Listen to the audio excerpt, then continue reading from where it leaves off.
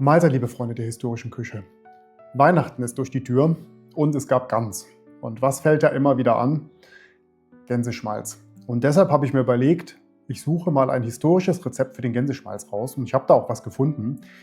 Ich denke allerdings, dass ich dieses Rezept so nicht vorstellen kann, deshalb habe ich es etwas moderner gestaltet. Denn das historische Rezept hat weder Gewichtsangaben noch alle Zutaten drin. Ich vermute mal, das liegt daran, dass man früher das in den Familien so gemacht hat, wie es gerade angefallen ist. Deshalb ist es ein bisschen abgewandelt und ein kleines bisschen moderner.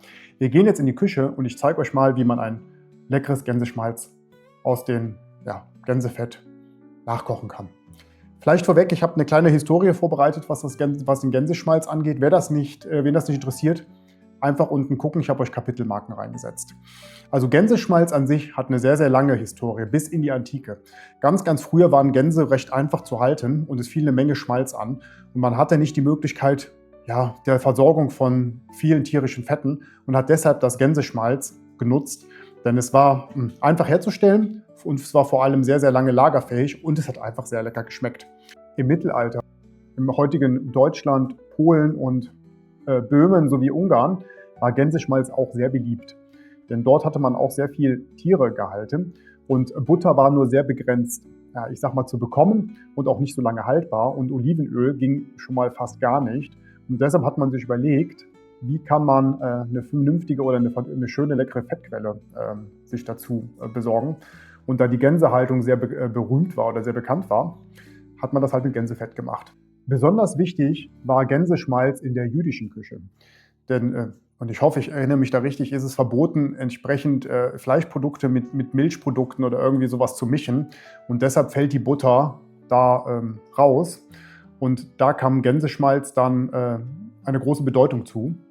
Es galt dort als Butterersatz, wurde zu Knödeln gereicht und bei Schabbatspeisen genommen. So, dann im 19. und 20. Jahrhundert verlor das Gänseschmalz etwas an Bedeutung.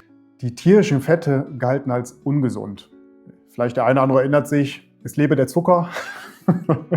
Plötzlich waren Fette total böse und dann hat man Margarine rausgebracht und so ein Kram, die gesunde hier gegen Cholesterin und so ein Quatsch. Also tierische Fette, pflanzliche Margarine und Butter, die wurden halt einfach billiger und von die tierischen Fette selber, die galten dann halt als ungesund. In den 2000 Jahren erlebt es ein kulinarisches Comeback. Ja, man hat festgestellt, Gänseschmalz schmeckt eigentlich mega gut. Man kann es zu Rotkraut mischen, man kann es in der gehobenen Küche einsetzen. Und damit wurde Gänseschmalz immer populärer. Und heute gilt es halt besonders attraktiv für, traditionelle Gerichte. Es steht für Genuss statt Massenproduktion und irgendwie gilt es als kulturelles Erbe. So, ich denke, das reicht als historischer Hintergrund. Wir gehen in die Küche und machen das Gänseschmalz nach. Es ist einfacher, als du denkst. Los geht's. So, kommen wir zu den Zutaten für das Gänseschmalz. Also, ihr braucht natürlich das Gänseschmalz. Also, das ist jetzt von den Keulen übrig geblieben. Und das sind so Pi mal Auge, ich habe es mal ausgewogen mit einer leeren Schale, das sind so Pi mal Auge 440 Gramm. Ich denke mal, dazu macht es Sinn, so 250 Gramm Speck zu nutzen, um die Grieben da mit reinzubekommen. Manche, die machen ja auch Griebenschmalz dann aus Speck, aus Schweinespeck. Ich denke mal, wir werden das mischen, das kommt ganz gut. Das original historische Rezept sieht nur den Gänseschmalz vor, aber dann natürlich auch aus Grieben und entsprechend Zwiebel. Und manchmal, wenn die Gewürze zur Verfügung standen und genug Geld da war, hat man etwas Majoran reingemacht. Das ist aber, denke ich, nicht mehr modern genug. Und deshalb werden wir das etwas ein bisschen aufpeppen und wir nehmen das Gänseschmalz, wir nehmen 250 Gramm von dem Speck, Zwiebeln, 3 Äpfel, Salz und ein kleines bisschen Majoran. Und das müssen wir jetzt ganz klein schneiden, also jedenfalls den Speck. Und dann werden wir ihn auslassen. Ich habe mir überlegt, eine coole Art wäre das tatsächlich im Backofen zu machen. Denn die Rezepte, die ich so gefunden habe, machen das ganz oft auf der Herdplatte. Aber es darf halt nicht zu heiß werden. Und ich glaube am ehesten, weil der Herd von mir, das Induktionsfett hat keinen Temperaturfühler dran. Ich denke, am ehesten bekommen wir das im Backofen sauber ausgelassen, den Speck, wenn wir ihn dort backen oder ausbacken. Gut, gehen wir an das Schälen und das Kleinschnibbeln. Okay, also erster Schritt, Speck abschneiden. Dann müsst ihr die Haut hinten entfernen. Und jetzt könnt ihr das entweder durch einen Fleischwolf drehen, das ist wahrscheinlich das Eleganteste. Ich will jetzt nicht für die 300 Gramm oder wie viel das sind oder 250 Gramm jetzt hier den Fleischwolf auspacken. Deshalb schneide ich das ganz vorsichtig, ganz fein, in ganz feine Stücke. Das dauert jetzt halt ein bisschen länger, aber ich denke, das ist genauso gut. Ihr könnt danach überlegen, ob ihr diese feinen Stücke nochmal durch ein Sieb streicht, wenn der ausgelassen ist, oder ob ihr hingeht und das einfach so drinnen lasst. Das bleibt euch überlassen. Ich denke, ich würde das drinnen lassen. Ich werde mal gucken, was da gleich passiert. Und dann entsprechend handeln. Ja. Ich muss euch mal was ganz Lustiges zeigen. Der Hund, ja, der hat ja eine Nase. Der hat die ganze Zeit eben in seinem Körbchen geschlafen. Dann hat er gesehen, dass die Kamera ausgepackt wurde. Dann weiß der schon, gleich geht der Alte in die Küche und dann macht er irgendwas Leckeres. Und vielleicht fällt er was ab. Und ich schwenk mal kurz rüber. So, Moment. Ja. Jetzt wartet sie schon, ob sie was abkriegt. Aber das machen wir bei uns nicht. Also, die war dann noch nicht erfolgreich und das wird auch so bleiben. Sonst hängt die dir den ganzen Tag am Rockzipfel. Gut, kommen wir mal weiter. Also wir schneiden jetzt erstmal den Speck schön klein. Und das Gleiche müssen wir nachher auch mit den Zwiebeln und mit dem Apfel machen. Das reicht bei weitem noch nicht. Also wir machen jetzt hier richtig kleine Stücke draus. Und das spule ich vor, das braucht ihr euch jetzt nicht die ganze Zeit angucken.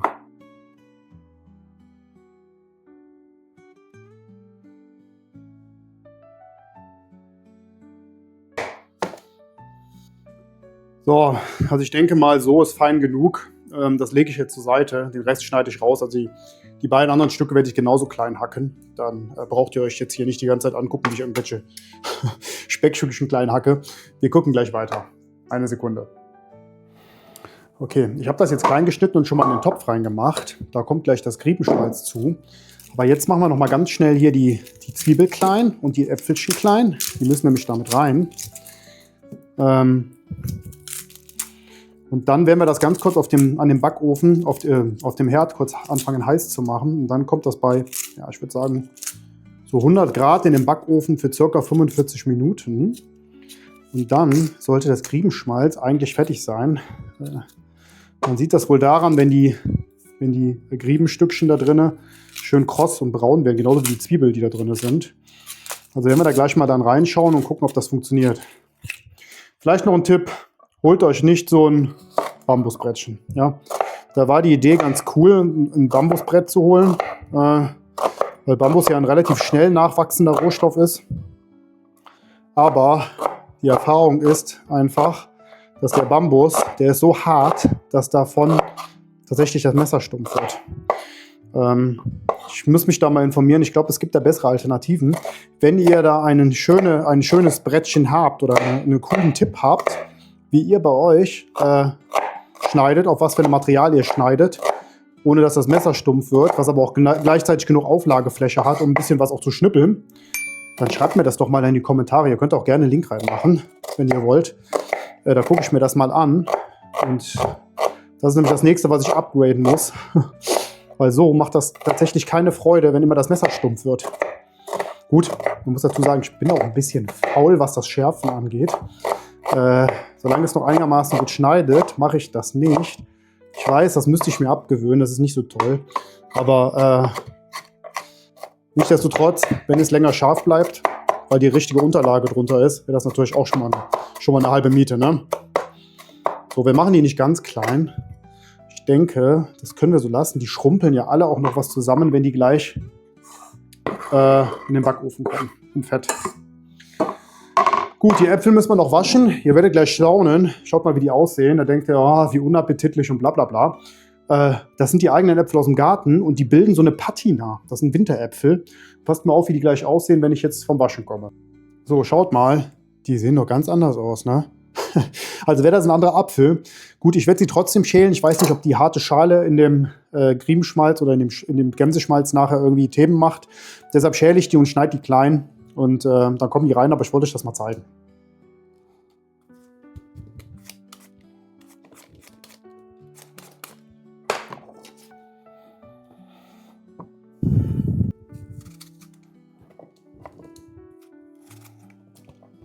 Gut, also dann schneiden wir die jetzt klein und dann kommen die dazu.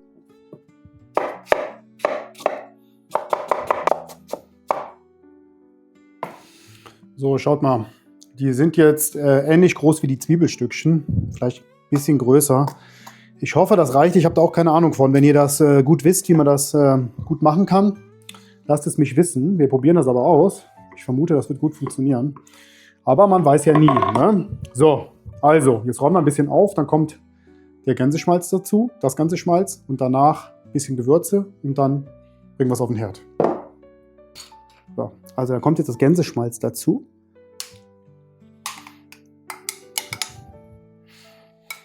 Das habe ich damals von den Gänsen abgenommen, bevor ich die Soße gemacht habe. Das setzt sich ja oben ab, das Schmalz. Oder das Fett, weil das im Prinzip eine geringere Dichte hat als Wasser. Und dann schwimmt das oben auf und dann könnt ihr das vorsichtig abschöpfen. Das habe ich gemacht und das ist halt dabei übrig geblieben. Wenn das vernünftig gemacht wird und ihr wartet, dass sich das gut abgesetzt habt und das nicht übertreibt, dann habt ihr wirklich reines Fett. Gut, das lassen wir jetzt heiß werden. Dann werden wir das ein bisschen würzen. Ich werde nicht zu viel machen, weil ich finde, man kann immer noch nachwürzen. So ein bisschen Salz dran und dann noch ein bisschen Majoran dran. Und wie gesagt, das soll ja auch später an Gemüse, also an Rotkraut oder so dran und vielleicht auch als Brot. Das heißt, wenn ihr zu viel macht, schmeckt das nachher nur nach Thymian oder hier nach Majoran oder manchmal noch Thymian dran, nach Majoran. Und das wollen wir nicht, deshalb machen wir ein bisschen weniger dran. So ein leichter, dezenter Geschmack ist, glaube ich, ganz cool. Und nachwürzen, wie gesagt, kann man immer noch.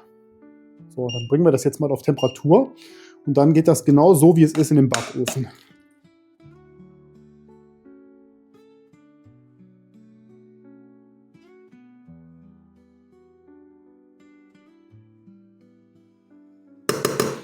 So, das fängt jetzt an zu kochen. Wenn das jetzt gut sprudelt, in Anführungsstrichen, werde ich das rüberbringen.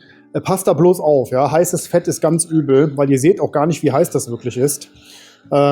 Ich werde den Deckel ablassen, muss ich sagen, weil ich glaube, dass das eine gute Idee ist, damit die Feuchtigkeit auch raus kann aus den Äpfeln und aus der Zwiebel. Und werde das so, wie es jetzt ist, dann bei 100 Grad in den Backofen stellen. Und ihr seht, es kocht jetzt ganz gut. Ich denke, die Temperatur ist erreicht. Ehrlicherweise macht der Rest dann auch der Backofen.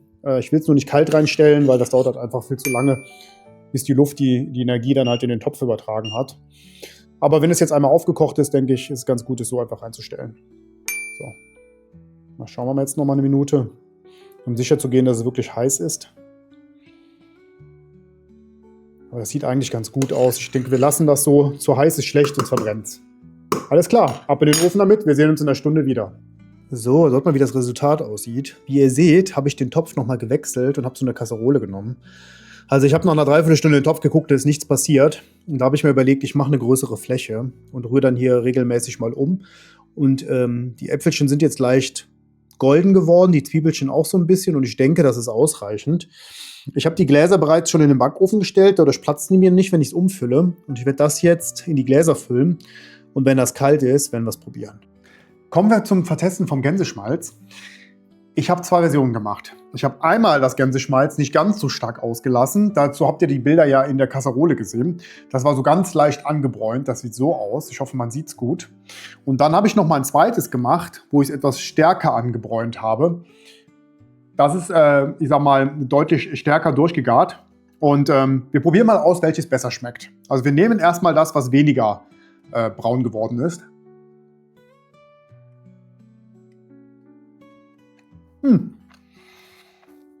Ist sehr lecker geworden. Also der Gänsegeschmack kommt gut durch. Und auch der Speck ist sehr gut. Und jetzt probieren wir mal das etwas länger gebräunte. Ich weiß gar nicht, ob ich das gezeigt habe, aber ich habe das nachher aus der Kasserole rausgeholt und habe es nachher nochmal im Topf nachbräunen lassen, weil das einfach viel, viel schneller ging als im Backofen. Da musste ich halt ein bisschen daneben stellen und aufpassen, dass es nicht zu heiß wird. Hat aber super funktioniert. Ja, was schmeckt jetzt besser? Also, es ist wirklich schwer zu sagen. Man könnte jetzt interpretieren, dass das etwas stärker gebräunte mehr Aroma von den Zwiebeln drin hat. Ich kann es nicht genau sagen. Ist beides super lecker. Macht es so, wie es euch am besten schmeckt oder wo ihr glaubt, dass es am besten passt. Probiert es einfach aus. Gerne auch zwei verschiedene Versionen, meistens fällt genug an. Und dann könnt ihr es auch gerne mal in die Kommentare schreiben, was ihr lieber mögt. Also ich finde beides total super. Ich glaube, ich würde es machen, so wie gehabt. Ich gucke, dass es einigermaßen braun ist und würde es dann abfüllen. So, ich danke fürs Zuschauen und ich würde sagen, wir sehen uns nächste Woche. Macht's gut. Bye.